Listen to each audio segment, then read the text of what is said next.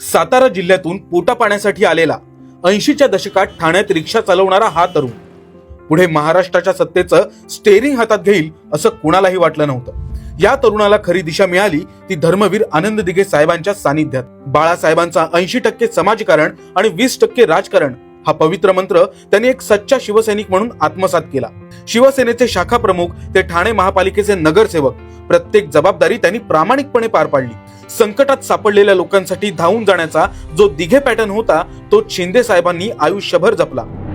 म्हणूनच सलग 4 वेळा आमदार म्हणून निवडून येत त्यांनी महाराष्ट्राच्या जनतेच्या मनात हक्काचं घर केलं. नगर विकास मंत्री म्हणून अनेक विकास कामे केली.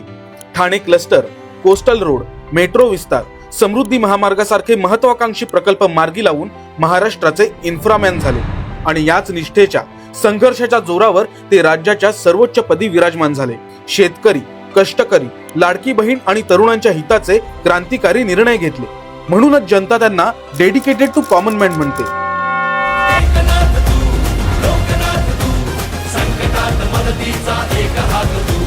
इर्षाळवाडीची दुर्घटना असो वा कोविडचा काळ, संकट कितीही मोठं असो, लोकांसाठी रस्त्यावर उतरून धावून जाणं हीच या शिवसैनिकाची ओळख आहे. आज राज्याचे उपमुख्यमंत्री म्हणून ते महाराष्ट्राची धुरा सक्षमपणे सांभाळत आहेत आणि शिवसेना मुख्य नेते म्हणून शिवसेनेचा भगवा संपूर्ण भारतात अभिमानाने फडकवत आहेत. बाळासाहेबांचा हा खंदा शिवसैनिक शिवसेनेच्या वटवृक्षाला जीवापाड जपत आहे. दिघे साहेबांचे कार्य निष्ठेने पुढे नेत आहे. आपणही या कार्यात सहभागी होऊया. येत्या वर्धापन दिनी शिवसेनेचा भगवा अभिमानाने फडकवूया.